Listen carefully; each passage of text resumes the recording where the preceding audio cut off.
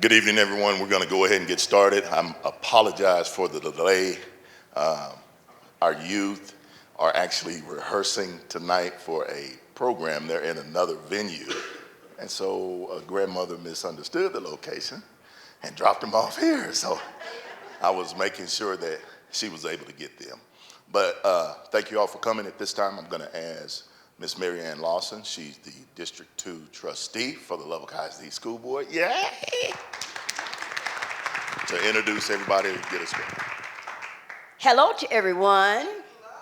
You're in the right place at the right time to do what we need to do for our students, our communities, for the neighborhoods throughout Lubbock Independent School District. I'm learning a lot, and I'm so thankful to have people who I can learn from. Some things I've heard time and time again, and you will hear some of that right now. Every once in a while, I'll slip into my black dialect. I'm so proud that I can introduce over there Dr. Kathy Rollo. She will be sharing some things with you, and I'm so glad I'm going to say it. Thank you for having this place. Very much. And thank each and every one of you who are here today. Dr. Rollo. Thank you, Mary Ann, and thank you for your service. She has been on the board now for almost a year. And when she said she's learned a lot, she has been drinking out of a fire hose. We also have our board president here, Beth Bridges. Thank you for being here. And yes, thank you, Beth. And Nancy Sharp, who is also a trustee who's about to finish her first year. So thank you for being here. Thank you for your interest in learning about this bond election. And so I'll jump right in, and I will be sharing some factual information with you regarding this bond. So in February, our Board of Trustees voted unanimously to move forward with this bond election. It is on the May 3rd ballot. It's called Proposition A, and it is a $290 million bond package that addresses facility enhancements and improvements across the district. This is the only item that is on the ballot if you live in Lubbock ISD. So the good news is it will not take you very long to vote because there's just one thing to go vote on or to vote for or whatever, but only one thing. It is Lemonade Day also on the 3rd, and it's the Cinco de Mayo parade. So lots to celebrate, but be sure you take the time to make your voice heard. So this is not something that the board just decided in February to move forward with. We had a very large group of community members, stakeholders, who participated in, we started in October, so it was several meetings throughout the fall and into the early spring. They spent lots of evenings with us, and they went through a very data-driven process. They looked at all kinds of data, and some of you in this room were on that committee, so thank you for serving in that capacity. We looked at enrollment data. We looked at a facility assessment. We looked at the age of our buildings, the condition of our buildings. We looked at capacity of our buildings. In other words, how many empty seats are there in our school buildings? We looked at birth rate data. We looked at enrollment trends over time. We dug into lots and lots of data. And this group helped us look at over $400 million worth of facility needs across the district, and they helped us narrow that down to what you see in this $290 million bond package. So why this bond? Lubbock ISD is over 115 years old. We're older than Texas Tech that just celebrated their centennial. And because of that, we do have aging facilities. 63% of our campuses are 60 years old or older. And when you have a home that's 60 years old or older, you know that it takes a lot of maintenance to keep the home working efficiently and effectively. So we do have aging facilities in the district. Safety and security is also featured in this bond. Our last bond election was in 2018. And I was a brand new superintendent, and really I was very hesitant to go out for a bond election right out of the gate. And I am grateful to Nancy Sharp because she pushed me on this, because at the time she worked for the district. And I can sleep better at night today because we did a lot around safety and security thanks to our community supporting that bond election. We have secure vestibule entrances at every building. We have two-way communication systems. We have A lot more security cameras than we had when we started that. We have a lot of safety features. However, there are always things we can do to enhance safety and security. That is one of our very top priorities. We want our parents to feel safe sending their children to school. We want our kids to feel safe coming to school, and we want our staff to feel safe coming to work. So safety and security is definitely part of this. We have had some demographic changes within Lubbock ISD's boundaries. We are still by far the largest school district in Lubbock County, educating 24,000 kids. However, over time, because of a declining birth rate for the most part, we have fewer children being born within Lubbock ISD's boundaries. And if you have fewer children being born in your boundaries, that means you're going to have fewer children coming into your schools. And so it's been a slow trickle, but over time, we have been declining in our enrollment. So we want to make sure we can continue to serve the children that we do serve, those 24,000 children well. And so that is a factor that we are looking at with this bond election. And then academic programming. As a district, we are always looking at our academic programming and wanting to make sure we're meeting the needs of our students in our community. And so there are some academic programming pieces in this bond, particularly around science, fine arts, and also career-focused learning opportunities for our students. So what this bond includes specifically, there is $17 million dedicated to safety and security. This is additional security filming that makes it more challenging to enter our building through glass. There are door replacements. Some of our exterior doors are original to the schools being built, and those require a lot of maintenance and repair, and so replacing some of those older doors with newer doors. It's also some access control servers, additional fire alarm upgrades, some more security cameras, and also some fencing improvements across the district. Efficiency is the largest bucket of this bond. It's $151 million. And the biggest expense in that bucket is the construction of 3 new elementary schools. Now you may be asking, why are you building new elementary schools if you have declining enrollment? And the reason why we are doing that is because this is taking 6 small, older buildings and putting the students into 3 newly constructed schools. And these schools would be for Williams and Stewart. That is in our western part of our Lubbock ISD boundaries. They would go into a new school. This is a new school for McWhorter and Wolforth. McWhorter is a dual language campus, so this new campus would be a dual language campus. And then it's also a new school for Hodges and Bean students. And that is central, some people call that East Lubbock, but central Lubbock.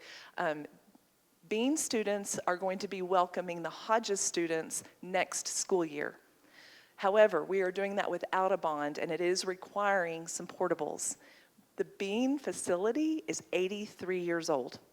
It needs a new boiler and chiller. The fact that it has a boiler and chiller should tell you something, but that needs to be replaced, and that cost over $4 million. And so the maintenance required of that necessitated looking at a new building for them. We also have a kitchen and cafeteria addition at Rush Elementary as part of this bond. The students who currently go to Overton Elementary have been rezoned next year to go to Rush Elementary, and having a renovation of their cafeteria would make their food service go much more smoothly.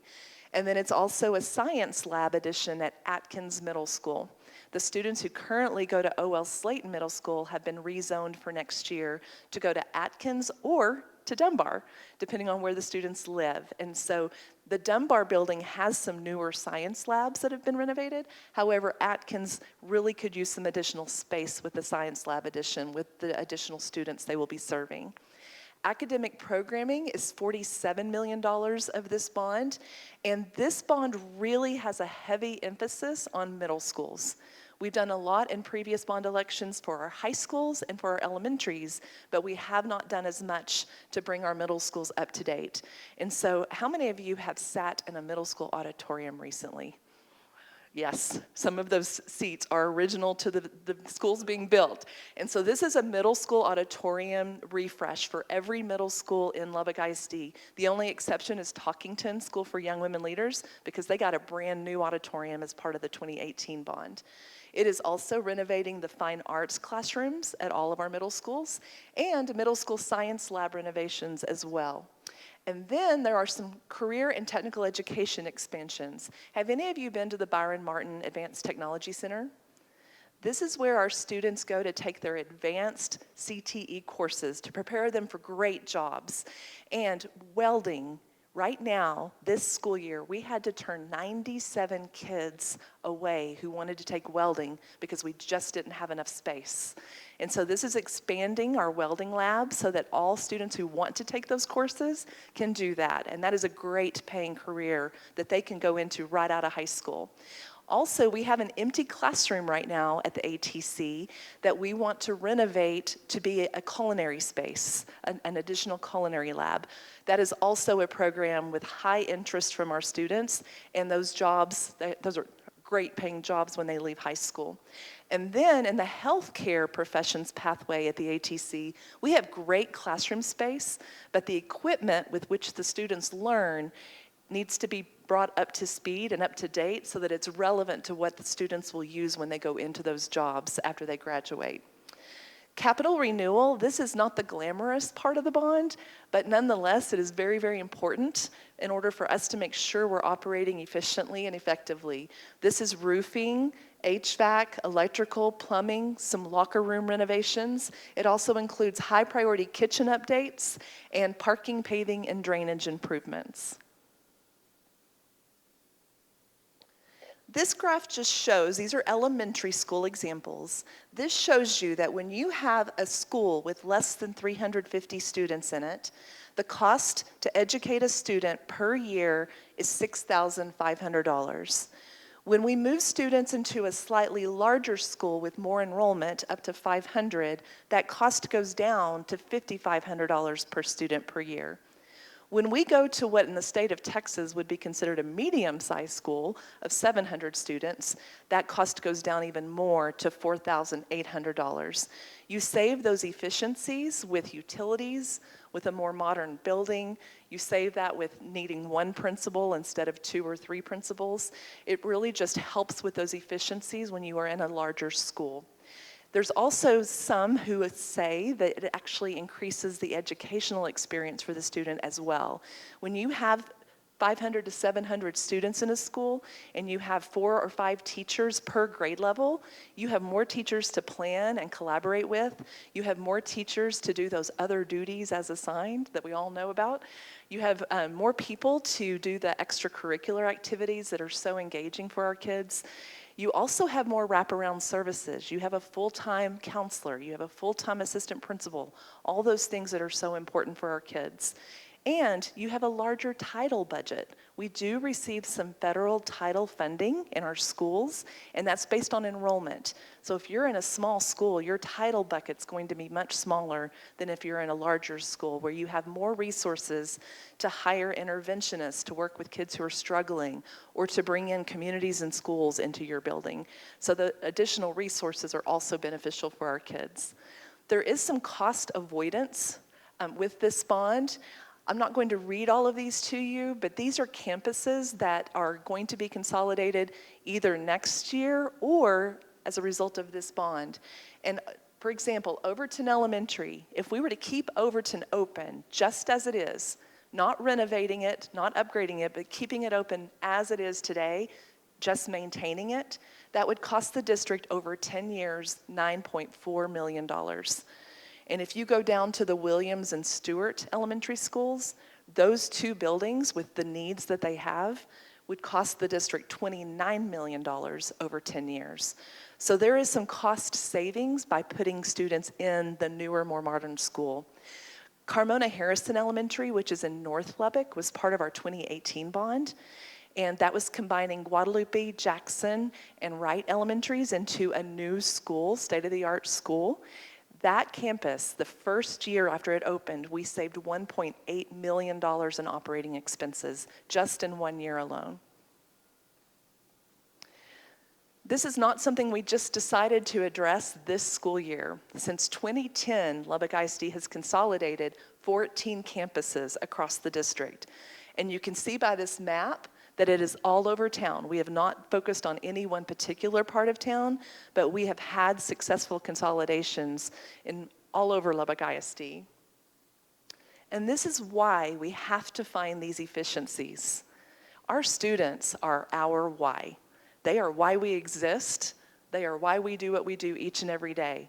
And Lubbock ISD is so proud of the many opportunities we offer our students. I've already talked a little bit about the career and technical education courses that we offer. Lots and lots of options there.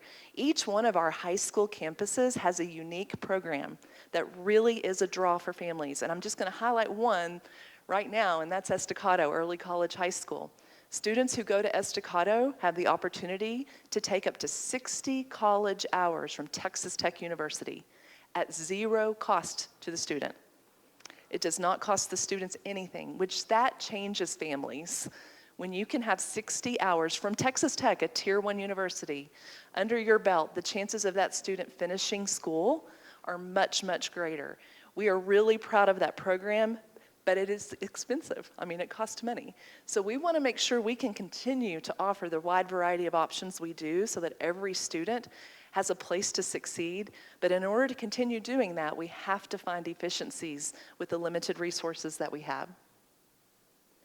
We can service the debt that we will incur with this bond with our current tax rate. Our voters have already approved 17.5 cents tax rate for debt service in a long, long time ago. That was approved. Because our board has been diligent about paying down debt in a faster way than expected, usually 6 to 8 years earlier than expected, we have capacity within our existing 17.5 cent debt service fund to service this additional debt as well. So there is not an increase to the tax rate. This graph shows you Lubbock ISD's tax rate since 2010. And you can see that it stayed steady for many, many years. But then in more recent years, you can see that it has actually declined or gone down. And that is because our legislators have mandated tax compression. And as a homeowner, I appreciate that. My tax rate has been lowered. As a school person, I also appreciate the fact that the state has made us whole. So when they fill that gap for us. So the state has taken the burden off of taxpayers and made us whole. And we're grateful for that. We would love for that bucket to be bigger than it is, of course, but we are grateful they have made us whole. Lubbock ISD's tax rate is the lowest in Lubbock County, the absolute lowest in Lubbock County, and it is also the lowest it has been since 1993. Just a little bit about school finance. We get our funding in 2 different buckets. The first one is our general operating fund. We call that maintenance and operations. And the biggest portion of that goes towards salaries, goes towards payroll. Over 80% of our budget is payroll related. And that's the way it should be, because those are the people who are working with our children each and every day. But it also covers utilities, supplies, repairs, general maintenance, fuel for our buses and vehicles. These are the things that it just takes to run a school district day in and day out. Our other bucket is what we call debt service fund or interest and sinking. This is that 17.5 cents that I told you about. This is our bucket of money that we can use for new construction, renovations, HVAC systems, roofing.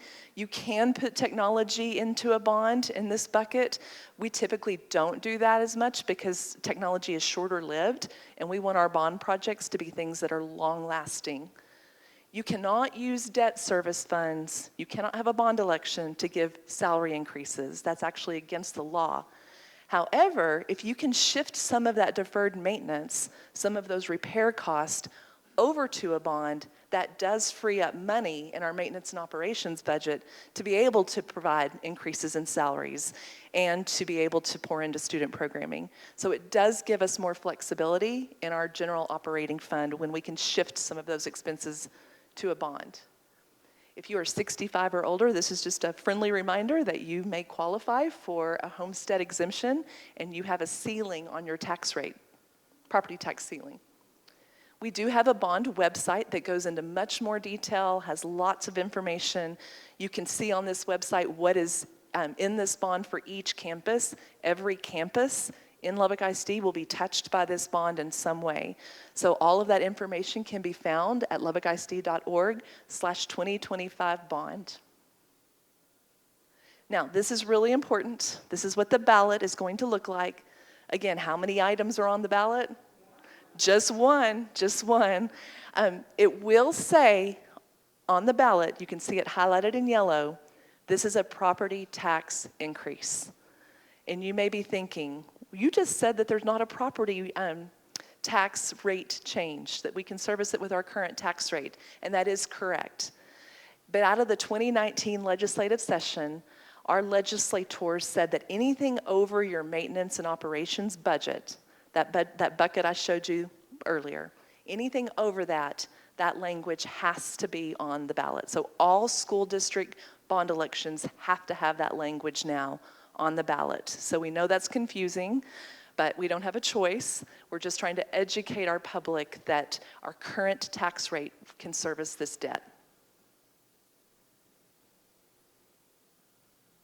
This is the law that references why that has to be on the ballot.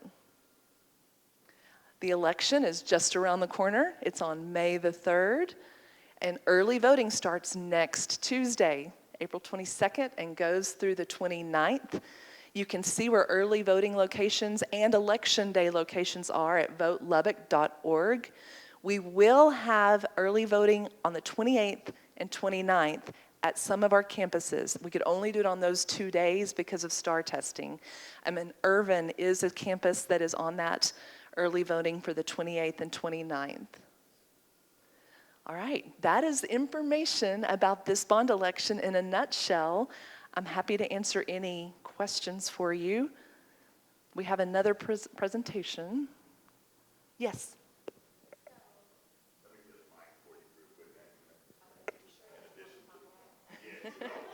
I can repeat your question. So what do you feel like anyway is the negative connotation? Because of course, I mean, my children go tell actually they had not been, but I feel like you always want to be mindful and know what you're voting for and why. But I've just been seeing so much, and I don't let that, outside opinions. I get the information for myself, which is why I'm here tonight. But what is the negative,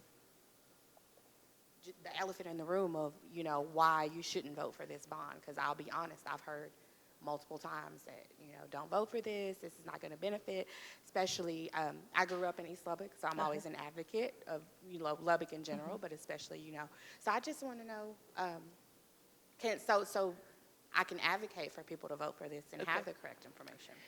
I would say, and Nancy, you jump in too if you want to, some of the negative pieces, some of the voices that have been opposing, some of the things that they're telling us is that they don't believe in debt, and bond elections are the district incurring debt. They don't believe that we can service it with our current tax rate. They don't like property tax evaluations going up, and some of them, frankly, just are not public school supporters. One last question. So with the merging of O.L. Slayton going to Atkins or Dunbar, so I was a product of, I went to Alderson, this is years ago, and we had to merge into Dunbar.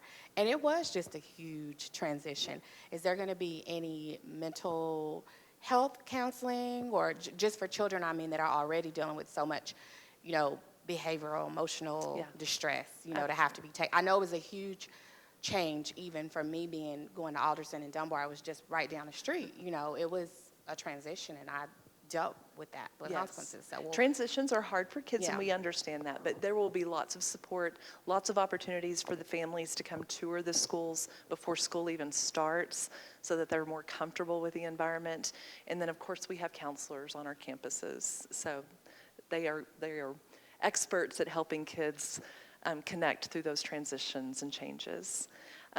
Which reminds me, some of the opposition has also said that we're hurting neighborhood schools.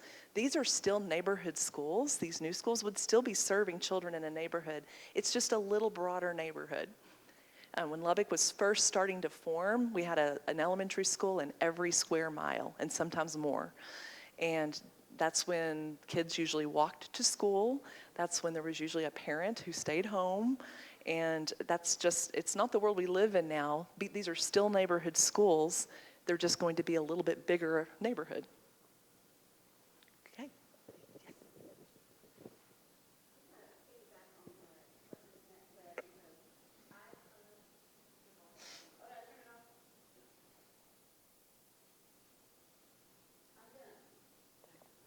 Testing. Oh, I'm going to piggyback off of what she said because I'm sitting here, I'm hearing this information. It sounds good to me. I think it makes sense. Instead of going, knowing that there's a problem, let's get in front of it, let's fix it, let's do it in a way that makes sense, that's reasonable. So while I'm sitting here hearing this information, it sounds great to me. But I've heard a lot of negativity, and I'm just like, where is this coming from? One person that I did finally get them to break it down is there's that fear in East Lubbock that East Lubbock's going to get left out. That's always well, they're going to leave us out, and they left us out last time, da-da-da-da. And if you could speak to that, I think that would calm a lot of fears, and it would get a lot of good support for it. It's always the fear that we're going to get, all the other schools are going to get this, and we're going to get forgotten about, and blah, blah, blah. So if you could speak to that, I think that would be Certainly, so certainly. So every single East Lubbock school is impacted by this bond. There's something for every single school in East Lubbock. And in the 2010 bond, one thing that East Lubbock received was Irvin Elementary.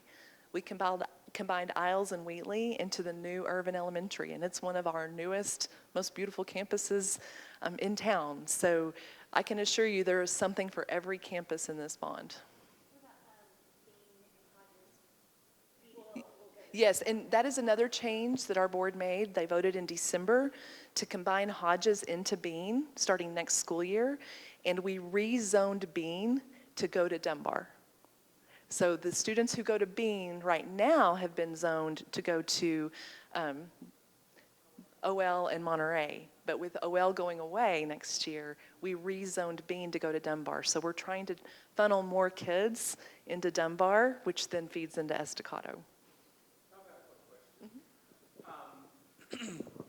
You said every single, school is going to receive something, and even the East Lubbock schools. But can you tell some specifics that the East Lubbock schools will get? For example, you talk about cafeteria refreshes. Like what by way of that would be coming to East Lubbock, and then to some of the other schools? Here. So Alderson is going to have. Erin, you're going to have to read that. Sure. I know, it didn't for Erin. Alderson has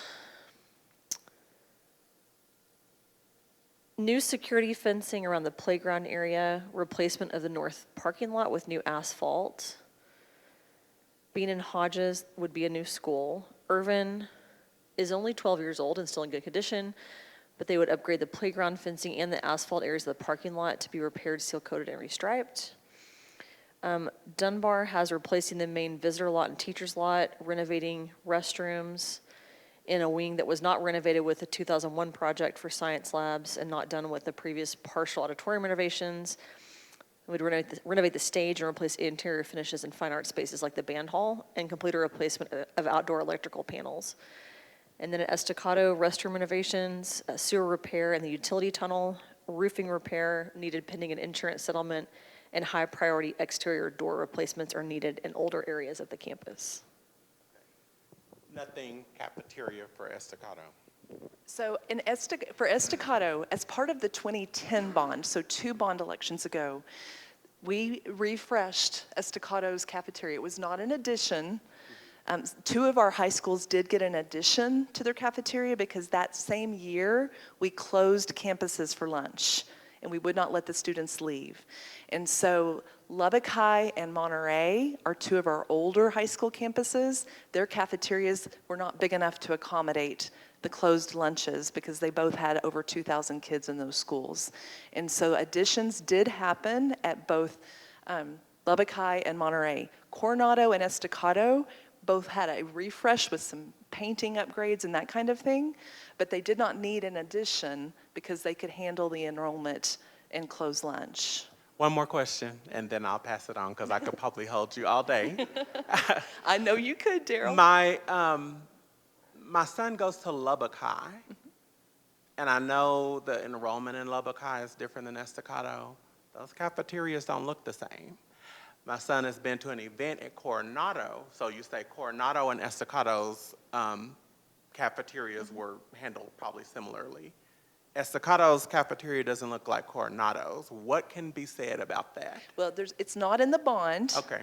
But that doesn't mean that if we have things that we shift over to a bond, that we don't have some ability to do some refreshing too. I'm just, I just want to put out there for you guys to always keep in mind, I shouldn't feel like I'm at an airport concourse when I go to Lubbock High and then go to Estacado and feel like I'm at a snack bar. I mean,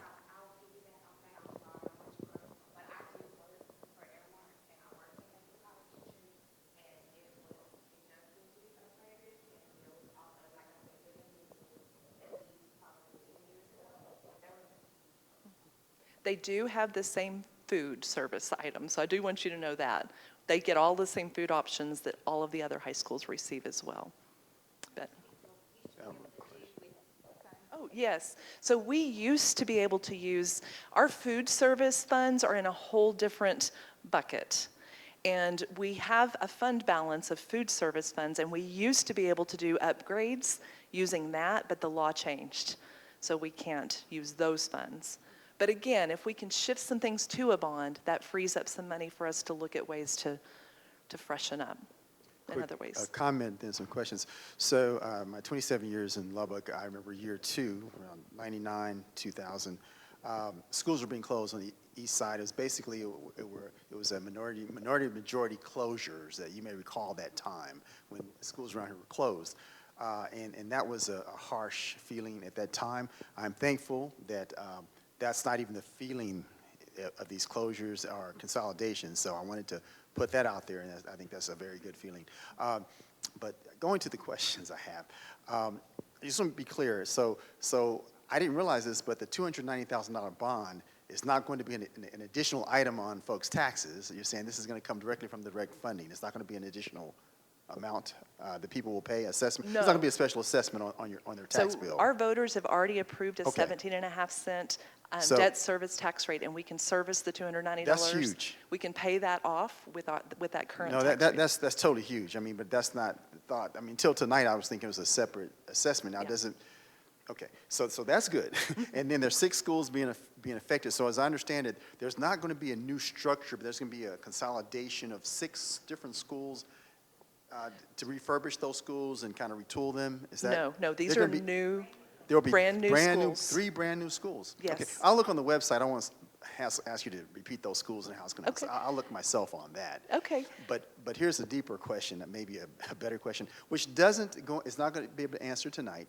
But I sadly, my kids went through LISD. Love LISD. I know, I had them at Haynes. Unfortunately, I live outside the district in another district, which I'm saddened because there's not a lot of new construction going up. But understand that this affects property owners, and the whole punch in the gut was back when things were being closed. That, well, people on the east side don't own, only half of them own their homes, the rest are renters. And it was really a bad feeling. Well, they still deserve good Yes. schools, but it was almost like, well, they, the thought, and this is from school board members that were talking. I remember during that time I was an advocate student with the Concerned Citizens Group.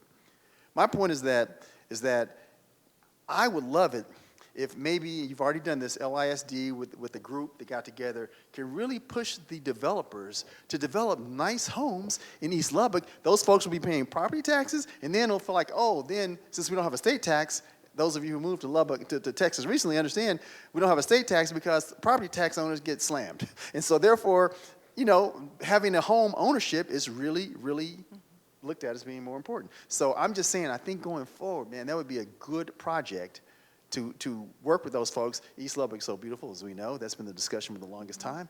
But my gosh. Yeah, and Oh, you're going to talk about that? Well, let's get started. let's go ahead and Let's go. Well, there's already so much good conversations happening, and just really quick as we transition, my name's Leonard Williams. I am representing the Moving Ahead PAC that is really pushing and trying to get this bond passed, and I'm here to advocate for this bond and to get you guys to vote for Prop A. So that's my goal today, is to share some information. A lot of it's going to be information that Dr. Rollo has already shared, and some of the questions that you guys are already asking, I might revisit some of those things. But I have 2 kids in the district, a second grader and a first grader at Whiteside Elementary, My wife taught for 8 years at Roy Roberts Elementary, and then through work now, I serve as a operating partner of 3 Chick-fil-A's here in Lubbock, get the opportunity to serve the district and partner with the district in many different areas and capacities. And more recently, got the chance to serve on the Future Focus Committee with a lot of folks actually in this room on that, and then have also gotten the chance to join this PAC and really learn more about this bond and really advocate for it and get people information like the folks in this room so that we can also go out and advocate for this bond. And through the data and through all the things that even I've studied and learned on this, like the future starts now for this bond. And we think that this bond is coming at the right time. It's the right size as well as the right fit. So Lubbock ISD's future is in this bond. And I think we've heard a lot of that from Dr. Rollo earlier, but we are thinking about the kids that are in our district right now at all levels, but also the kids that'll be coming up in Lubbock ISD down the road. So when we think about the future and what future schools need to look like, we need modern and safe learning environments, which I think the district has already got off to a good start on, and then also making sure that we're investing wisely in what we put in this bond. And we get to talk a little bit more about that, but modern learning spaces, I think, is a big part of this bond, and I've actually seen this in some of the schools already. Like I got the chance to visit my wife's old school, which is Roy Roberts, and it looks very different than it did when she was there. But I think what used to be like the 5th grade wing over there, they've opened it up, and it's a really cool learning experience, a learning environment for those kids. So as we modernize current schools and create those learning spaces, we're also looking at efficient schools and what the efficiency of how we run schools, how that affects just even cost avoidance. Like there was a graphic on Dr. Rollo's presentation where I just talked about having the right size school could be a $1,700 difference in a school that has 500 to 700 students versus a smaller school that only has potentially 350 or less with that. And then, welcome you guys. And then, like with most things, like with your homes or even with your vehicles or things like that, when you wait to fix things, it could lead to increased costs, but also just less efficient things. So this is the right time. There's a sense of urgency when it comes to a lot of these projects. So that's another reason why I think now is the time to vote for Prop A. The right size, as we think about it, like we mentioned, like this will be 3 brand new schools for West Lubbock, the east of, let's call it Avenue Q of Lubbock with Bean and Hodges, and even in north with McWhorter and Wolforth. And one of the cool things I think that comes from this is when we think about even Carmona Harrison, when those 3 schools consolidated into Carmona Harrison, they were not agri-STEM schools. And now Carmona Harrison is an agri-STEM school in a brand new building with a lot of new resources and programs that benefit the kids, but also the students. Like Dr. Rollo mentioned, these teachers now get to plan with multiple other folks and be able to take ideas from each other and plan together, but also it creates a better experience for the students. And I think that all 6 of these schools, they deserve new, bigger, better schools with all the programs and the specialists that they need. I know there was a time maybe where in North Lubbock, where I think that principal was the principal of 2 schools and was going back and forth throughout the week to serve those kids. I talked to a counselor actually this week who is splitting time between 2 schools, which I think is Honey and another school right now, but just talking about the challenge of being part-time at school. So these bigger schools, it not only creates a great environment for students and for teachers, but it kind of spurs the developments of neighborhoods. And I think when there's a nice school, big school that has all the programming, it's going to attract families, it's going to attract businesses, but also it can kickstart the revamping of particular neighborhoods.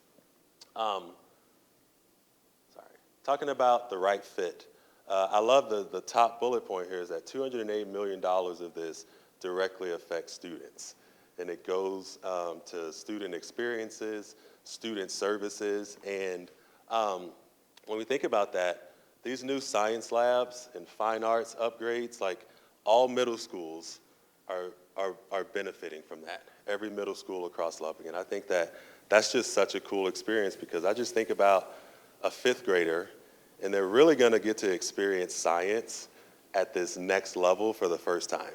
And then being able to go in to a brand new or even just a renovated science lab is really going to challenge and stimulate their minds at such a critical age where they get to explore. And even thinking about fine arts, like you guys have been in some of the auditoriums, and for those kids to be on stage with good lighting and good sound systems and just having that experience, like it's going to really be beneficial for them, but not just for the kids and the folks on the stage, but also the community and the parents that get to experience those performances. I think that is something that's very exciting, and that all schools, like when you think about that, every middle school getting upgraded science labs and auditoriums, like that affects every single elementary kid across the district because they're going to get that opportunity to do that. And then career training, I think, is fantastic. As someone in business who gets the opportunity to hire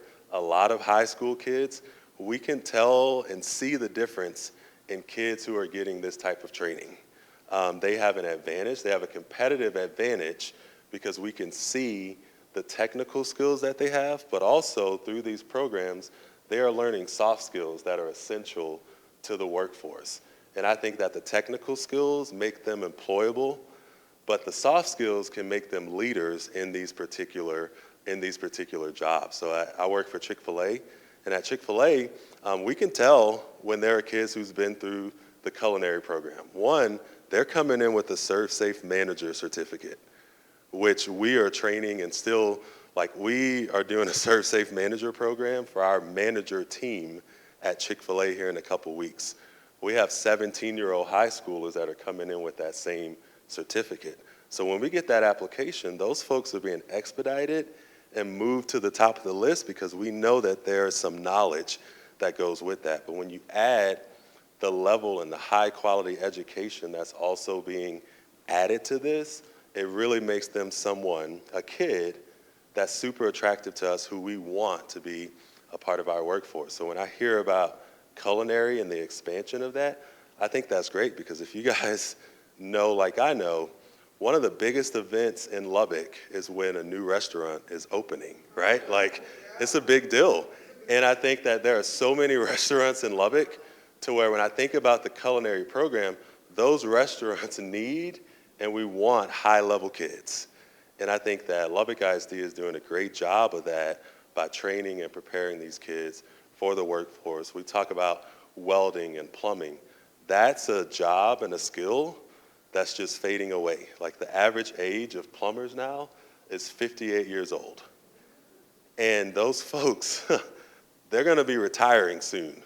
So when we think about these kids who are going through and getting these certifications as a junior and a senior in welding and plumbing and other trade deals, they're gonna be someone who is highly attractive and competitive to get these jobs that other folks are retiring from, but also they're gonna get a very competitive wage as soon as they come out of high school. So I think that the investment, that $208 million investment that's really challenging these kids is gonna have a direct effect, I think, on a stronger economy for Lubbock.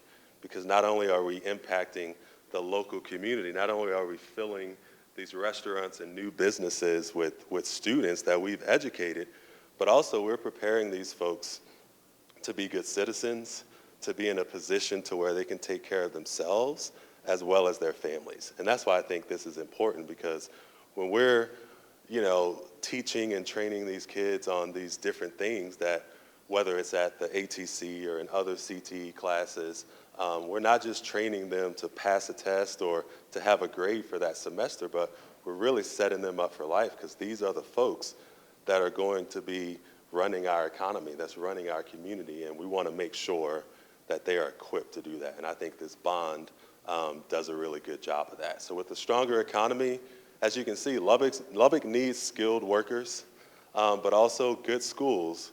It attracts jobs, it attracts families, and investment. Like business owners, they want to know, like, are the school districts creating a pipeline of workers?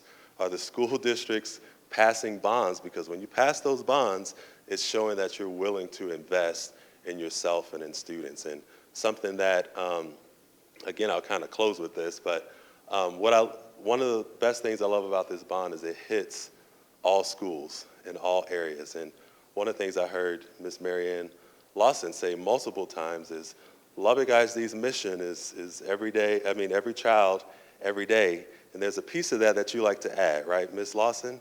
And what's that third part? Every school, right? And I love that because I think I can see the impact that this can have on every school. So lastly, you guys heard a lot about this, but we can do this without increasing the tax rate. And then Lubbock ISD has really been good stewards of bonds in the past, paying them off, trying to do their best to pay them off early, so we can still do this with no tax rate increase. And then we've been really, really pleased and happy with the community support just through the PAC. Like, we've been able to speak to a lot of people. Sorry about that. Speak to a lot of folks, get in front of a lot of people. And everybody, I think, wants what's best for our kids and for our community. We have teachers, retired teachers, business leaders, parents, first responders, and I think everybody in this room could probably agree that we would love for safer schools, modern learning spaces, and stronger job training, again, that impacts every child, every day, and every school. So my challenge to you is I really would hope that you would support this bond as well, vote for Prop A, and the election's coming up, but it's not too late to advocate and to get in the game here, because we got to make a strong push.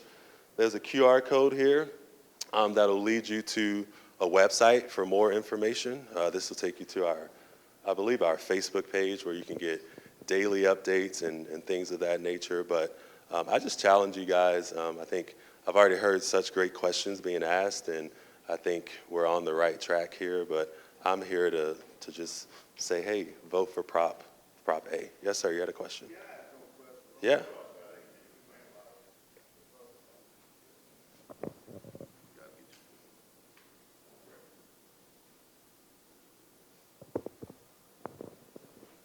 Yes, sir. My name is Scotty Scott. I apologize for being late, but I literally just got off work. Yeah. So anyway, and you may have already answered these, but I want to ask because I obviously missed it if you did.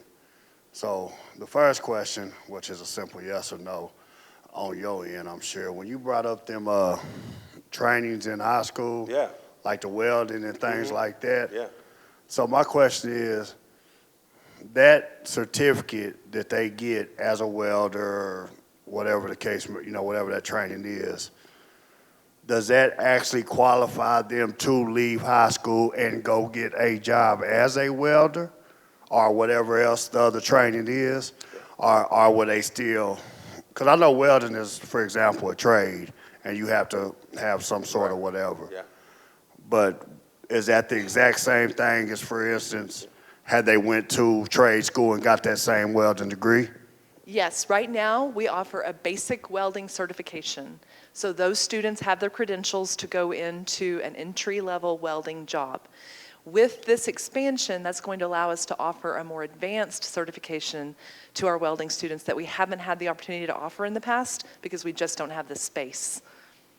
Okay, so second question I had that I walked in on, and you may have already answered this as well. I heard the part about y'all were proposing building new schools, opening new schools. My question is, if that's what you want to do, why did you just shut down all the schools that got closed? Just to turn around, because I know there were parents that actually fought for those schools. So why would you close them down to turn around and open new ones? Because we are a declining enrollment district, We have a declining birth rate within Lubbock ISD's boundaries. We have 6,000 empty seats between our elementary and our middle schools. And so we have some older facilities. Many of them are not at capacity, like Hodges Elementary that's going to be joining Bean next year. That building was at 50% capacity. It was our lowest enrollment elementary school. And so we have to continue to reduce our facility footprint in order to be able to afford the programming that we offer our students and the options that we offer our students. So what makes the new schools reach, I mean, what do you have to go on that when you build these new schools, they'll be at the capacity you want them to be if the ones you closed wasn't, and that was one of your reasons for closing? So we are putting the students into a new school. So we're combining 2 schools into one new building, just like we did at Irvin Elementary as part of the 2010 bond. We combined Isles and Wheatley into the new Irvin Elementary. Okay. When we opened Carmona Harrison Elementary, that was part of the 2018 bond, we combined Guadalupe, Jackson, and Wright into the new Carmona Harrison Elementary, and we saved $1.8 million in the first year in operating expenses. So there is efficiencies, and then there's also some learning environment enhancements when you put the students into the new school. So with no increased tax rate on us, That's where correct. does the $208 million come from to do this? The actual bond is $290 million. Where does that come from? And our voters have already approved a 17.5-cent debt service tax rate. They did that years and years ago. And because our board has paid down debt in a faster than expected manner, we pay our debt down anywhere from 6 to 8 years early ahead of schedule. We have enough capacity with that 17.5 cents debt service tax rate that's already been approved by our voters to service this additional $290 million. So that money is already available Yes. for y'all to do this? Yes. Your tax rate will not increase.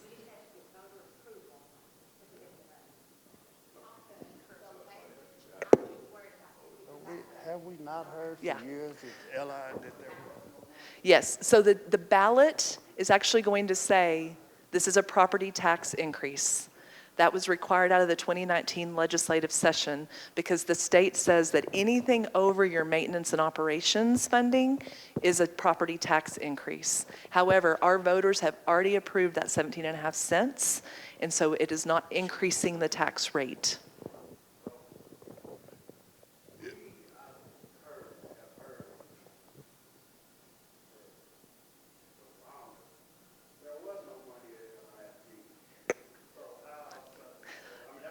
Yeah, so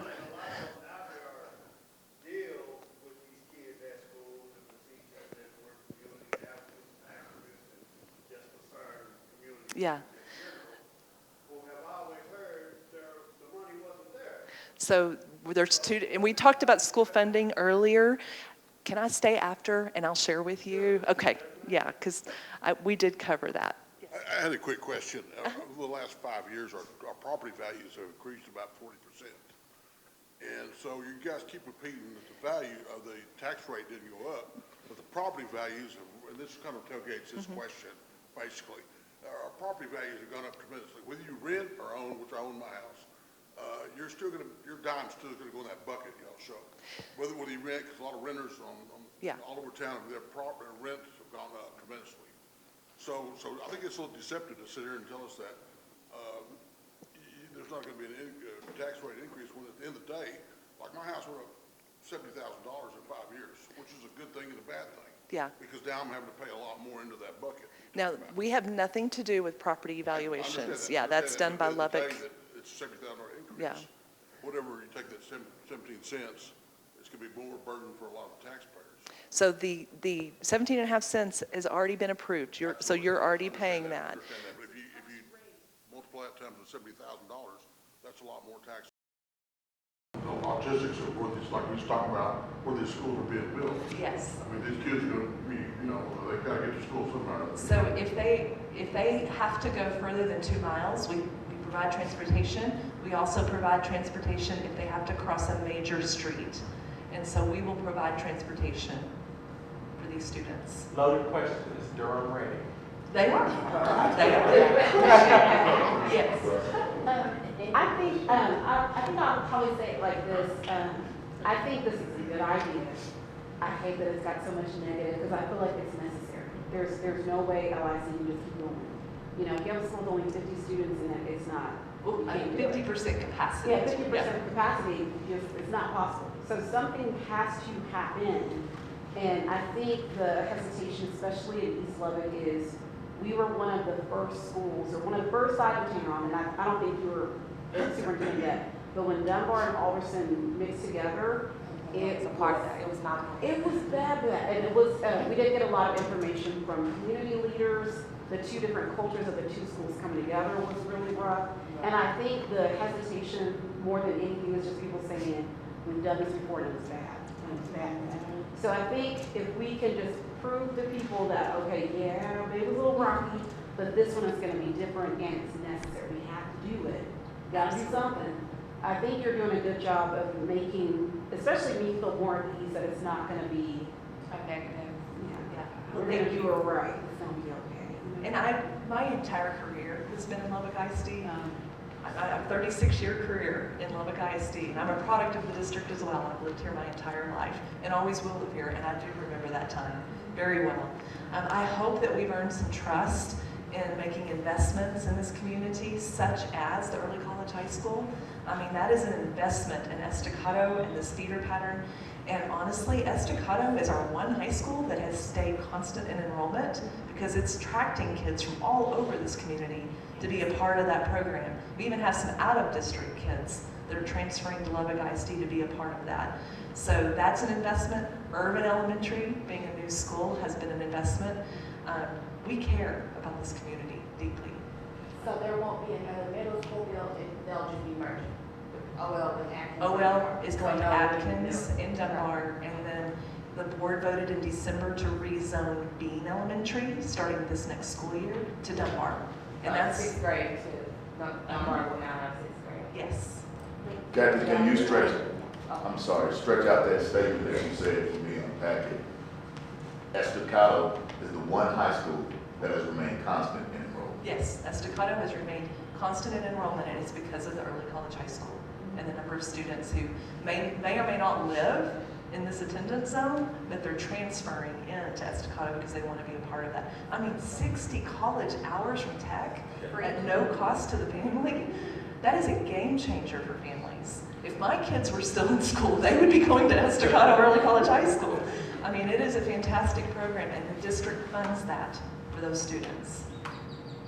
Yes. So just to say eloquent remarks, I will say to you guys, you're right, that there was a lot of distrust. And this is a whole different group. Nancy, you're around, I mean, I think in the past, this is a whole different administration, different board. Honor to our former chair over there, the good pastor. We appreciate your leadership. I think it needs to go shouldn't go without saying, we appreciate your leadership she had on this board and endeared even more trust. But I want to point out something well, two things. One is that when we talk about, Beans and Hodges being on the east side, I think there was a lot of discussion, people aren't bringing it up here, is it really east side? I'm thinking about, east of I-27 is typically east. However, there are some students who live in East Lubbock who are affected, who went to O.L. Slater's or some of the other schools. So I think just being transparent, it's like, well, it may not be direct east side, but there is an effect on the whole school district. Yes. We get that. And the part that I do want to point out is that, knowing about the Lubbock Cooper, which I live in Friendship, they don't have a problem in terms of, and 290 million truly is a drop in the bucket. I mean, when you think about it, these other districts charge the hell out of us. We do in the church. The heck out of us. Those school books, forgive me. And people, we have people in Texas, Lubbock, who are anti-tax. But it still happens. Yeah. The sadly, that you all have to come and beg and plead with people over this is kind of embarrassingly bad. I mean, I think when it's so needed, because these schools are clearly there's the need for those schools. And I just want to kind of tie something else into that, is that even though we're not here to talk about the school voucher situation, if we don't do this, people are going to send their kids to schools that aren't even public schools, when the people in public school who need that and who depend on that aren't going to get the benefit of having a good school to go to, and it's just going to make situations even worse. The divide is going to go even further economically. So there's so many different pieces here, and I know you can't talk politically, you can't talk about that. Actually, Pastor Cook, he's no longer on the board, you can talk about it. So I'm just saying that's another factor I think that we have to look at. We have to have good schools to keep people in school districts. I wish there was a good building homes over here, because I would love to live over here and pay the lower tax. So again, you didn't address that. Look at my time up here. Yeah. You didn't address that.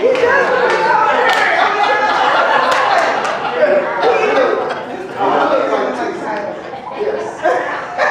I was gonna lead with that to address the elephant in the room, but I figured we could do that.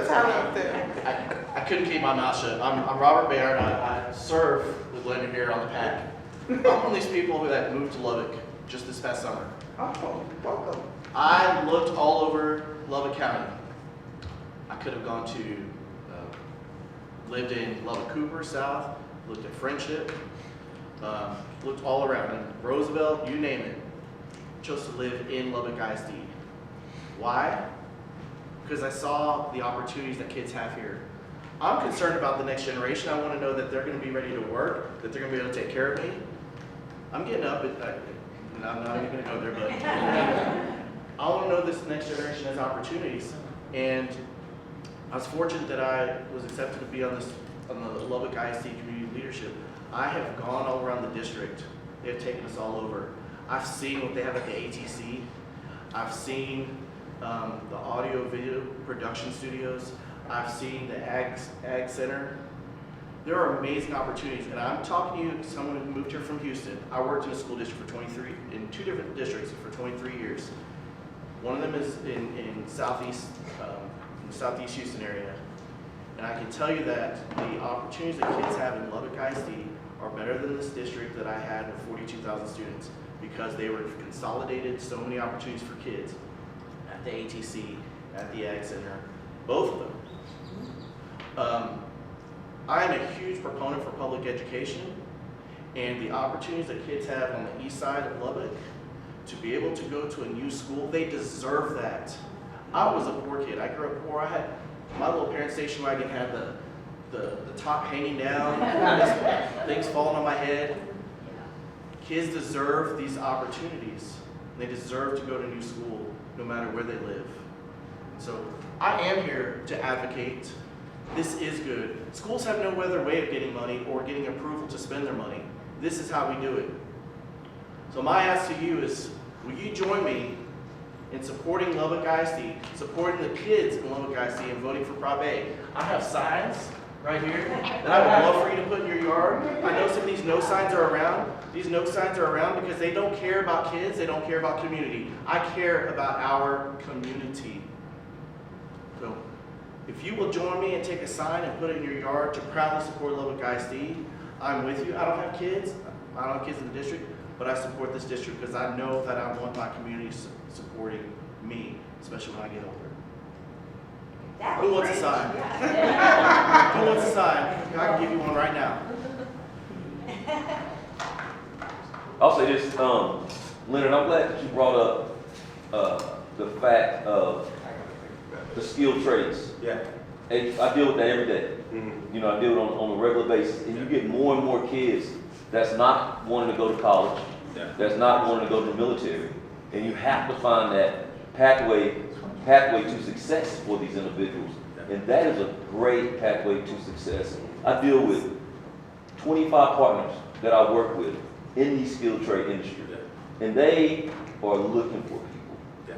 You know, they are looking for people. You're right, the average age of a plumber is 50, almost 60 years old in the, in the state of Texas. And so to invest in that, to invest in those skilled trades, that's just providing another pathway of opportunity for these young people, and it fills a void. It fills a much needed void here in the city of Lubbock, because Lubbock is only getting bigger. It's not getting smaller. And I tell folks all the time, it's not a place that don't have HVAC, plumbing, and electrical. Right. Name it. A hut has plumbing. Yeah. So I mean, so it's not going anywhere. Robots not going to take those jobs. Right. You need people. You need hands-on people that's gonna do those jobs. So it's great that you're putting money, you know, into those opportunities for, 'cause those are careers. And those are the ones that's gonna be the new middle class. That's gonna be the new tax bracket. That's gonna be the new homeowners. That's gonna be in the city of Lubbock. And so I just like the fact that you guys are investing, you know, in that opportunity. We're super proud of our CTE programs. And right now in Lubbock ISD, almost 3 out of 4 of the children that we serve are economically disadvantaged. And we see that as the gateway to change their futures. We want to change that trajectory, not only for that child, but for that child's future family as well. And CTE is absolutely the right way to make sure you're providing those opportunities for kids. But we can only offer everything we offer if we can do it with the funds we have. And so this is a way for us to help continue to fund those programs. And I will just share that private schools don't have those resources. I just have one last question. What will it take for us to get I'm just saying. I want to do it. Oh, well, like I said before, if we can free up money out of one bucket into another, that gives us more flexibility. Right now, and we know that the legislature is in session. We don't know the sort of the outcome of that's going to end up being at the end of the day. But we have not received any new funding to our basic allotment since 2019. And you guys know what has happened with inflation since 2019. I mean, in 2019, our property insurance was $600,000, and it is now over $5 million a year. And so our expenses have gone up, but we have not had any funding. And so that makes this even more important so that we can do the things we want to continue to do for our students. But that has been heard. We have heard that. We have heard you. Yeah. I'm from Michigan. This is all kind of new for me. I've been living here, but this is very interesting information. So when you get a business, you don't start a business with $0. You have to literally invest in it. I know I'm 40 years old, I'm getting older, and I need someone to take care of the things that are happening around us. We have to invest in our kids. I know sometimes it gets very scary about taxes going up and stuff, but while you're investing in your wardrobe and you're investing in your homes and your cars, that is not going to last very long, right? But our kids are the ones that are going to be taking care of us for our future. So we have to invest in our kids. And when I tell you, I've been blessed to walk into a new house. There's something about walking into a new house that makes you feel like you got it. I mean, I don't care what nobody says. I felt good when the house was built and I was the first butt on that toilet. So I passed, but it's true, right? How do you think these kids are going to feel when they walk into a new school? Right. Knowing that, because just think about it. We were going to buy an old house where we would have to maybe replace that roof in 15 years, maybe replace that plumbing because it was built in 1902. But when we built a new house, we don't have to worry about a lot of things for a long time.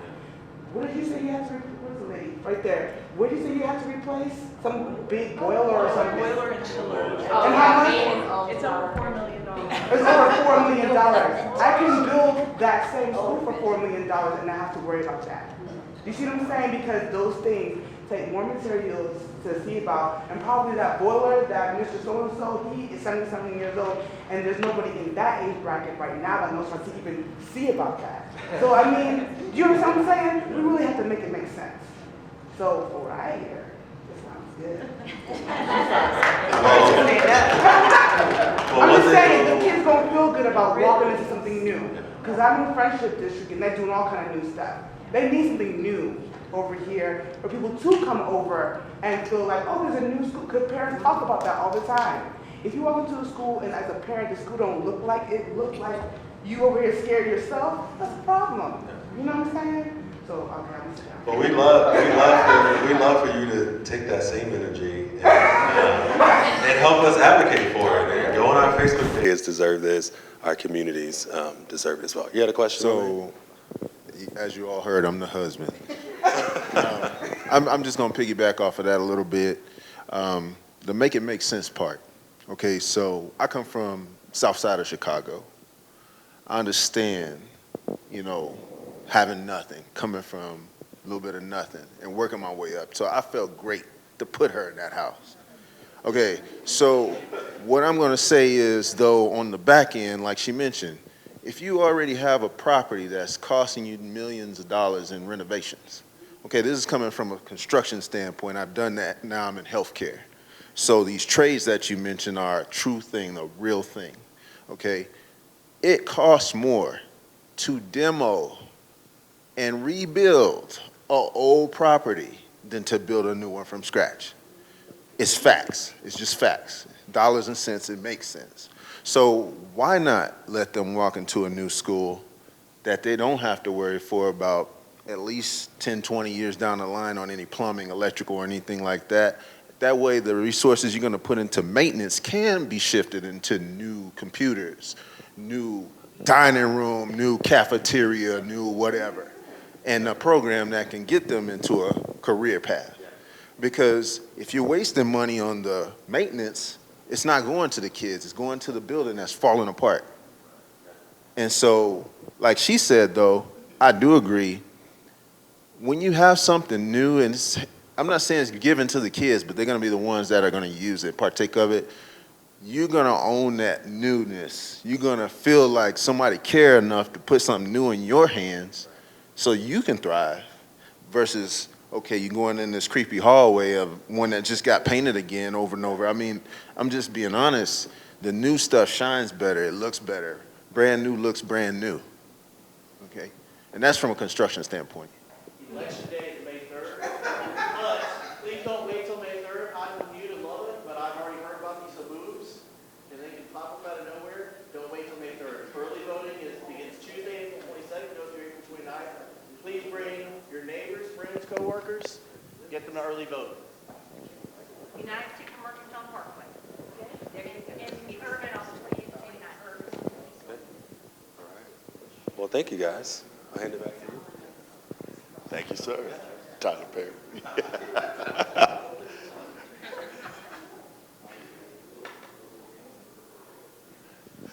Well, hey, we want to thank everybody for coming out and being part of this rich and robust conversation and discussion and Q&A.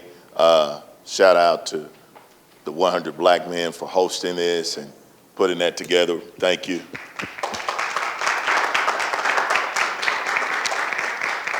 And the women of the 100, we want to say we salute you too. Thank y'all for coming as well. We got to get them. Come on. Yeah. And I'm going to take just a quick, brief liberty in the moment to talk to something that Calvin said. Calvin said that this is a different administration. I've had the privilege of not only living through schools. My elementary school was Posey Elementary. It's an eyesore now, a building that needs to be demolished that this school district has no power over whatsoever. It was sold to an organization and they left it. They abandoned it. It needs to be demolished, right? I went to Alderson as junior high. Now it's elementary school, right? All of those changes, and I graduated from Estacado. I have had it's been a joy to see the changes that have taken place at Estacado over the years since I walked across the stage. I've got kids that have graduated from Estacado High School. I'm trying to convince those kids to send their kids to Estacado High School, but, you know, they different. You know, that's how it goes. But what I can say is, from the time of being a student to just a young adult to an engaged, responsible parent, I have never seen a superintendent, a board, get this involved with the community as this present board and superintendent is doing. I've never seen it. And I've had the opportunity to sit in offices with them since being a student. Since being a student. I've never seen anybody come talking in the church, in the community center, in the library, to the neighborhood association. I haven't seen that before. So,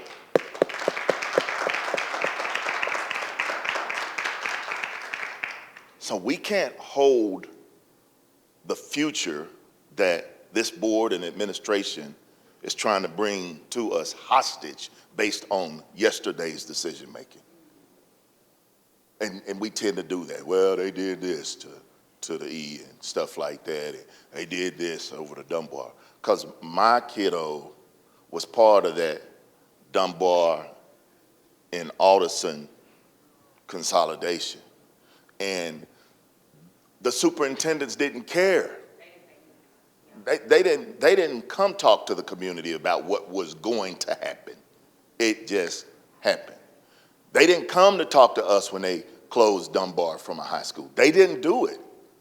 It just happened. I can honestly say that this superintendent, that these board members that are here tonight, they care. They want you to know what's going to happen. They never would have started. The past folks didn't care about a future focus committee, bringing community over, we'll just say 100 participants together to ask them, what do y'all think?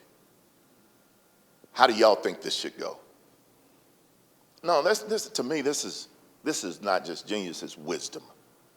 It's wisdom to say we want to come and involve the community and let the voice have buy-in, the people that's going to matter most. Because this bond package, this $290 million, it was done by a steering committee called the Future Focus Committee. And this is people from all over the city that came together to help put this stuff together. It wasn't just the board members and the superintendent in some office saying, here's what we're going to do, and they were going to give them to it, and they got to deal with it. That's not what happens. That's not what's happening today. I have been amazed at the changes that I have seen take place at Estacado High School. I don't want us to be so focused on what we don't have that we neglect exactly what we do have. I don't want us to talk about what didn't happen where we miss exactly what is happening. And I asked Kathy to unpack that statement about the most consistent with enrollment. Y'all, this was amazing to me. During COVID, every school suffered. Every school suffered in enrollment, except for Estacado. It was the only school that saw an increase in enrollment during COVID. The only school. That's amazing. And it's because of that early college high school program. I've seen the cafeteria. I've seen that. I've been there. I watched when my son was there. I remember, y'all know how it is. You go and you look and you're like, man, we didn't have that when we was coming to school. You know, and then I saw with my daughter going to eat lunch with her and hanging out with her and her friends. She got more than what my son had, who graduated in 2011. I don't want us to say that changes aren't happening when we aren't really engaged and immersed in the change process. Whether it was a bond, whether it was campus funds or whatever, there are things that take place that are not like they were 2 years ago, not like they were 5 years ago. So let's really, really focus on what this thing is about, this bond is about, the future. The future for our kids, y'all. The future of public education. Yeah, I can talk the political scheme because I'm not on the board anymore. But what's crazy is that public education is being attacked. And it's something that I don't understand other than it's money. It's all about money. When Nancy told us, and Scotty, it was based on what you were asking. You made the $1 million statement. Y'all got money, but we hear that you don't have money. Because who is in control of it? The politicians. And that's the craziest thing in the world, that you're giving money to Austin to tell Lubbock, to tell us how we can do our schools and raise our kids and things of that nature. And they're not the professionals in the area, right? And then they're saying, well, we want to take the money that you're giving because y'all are failing, and we want to give it somewhere else. And it's not that they're failing. There's this whole statement, give any school what it needs to be successful and to succeed. I forgot the number that Dr. Perryman said, how far we're behind. $1 is, the return on the investment of $1 in education is $56.71. Highest in any industry. Second is $17. So when you put $1 in public education, you get a return on that dollar investment of basically 57 bucks. I mean, I need you to imagine that. So y'all were Rendoso with blackjack table, and you put so you put that money in, and that's what you get back. I put $1 in my gas tank, and I get $57 back. Just think about that for a minute. I'm trying to make it simple and make it plain. That's what is happening here. We're making investments with the rate of return of $57 per dollar invested. So if you multiply the 290 million times $57, wow. Wow, that's what we're getting back in that investment. Our teachers that are currently, and I think they're, as far as the pay scale for teachers, what is it, we're 37th in the nation, in the state of Texas. They're almost $10,000 behind the national average. I need you to understand that. Our current teachers that are employed are almost $10,000 behind the national average because they haven't saw a pay raise since 2019. And our folks down in Austin have the capacity and the ability to give them that money to raise their pay. But school districts, these folks that are on that dais, Beth Bridges, Nancy Sharp, Mary Ann Lawson, along with Dr. Kathy Rollo, they're trying to jump through hoops and loops to get a bond passed just so they can give teachers some money. Because our folks in the legislature won't do it. It's an amazing thing to me. It's amazing. They're playing games with the lives of our children.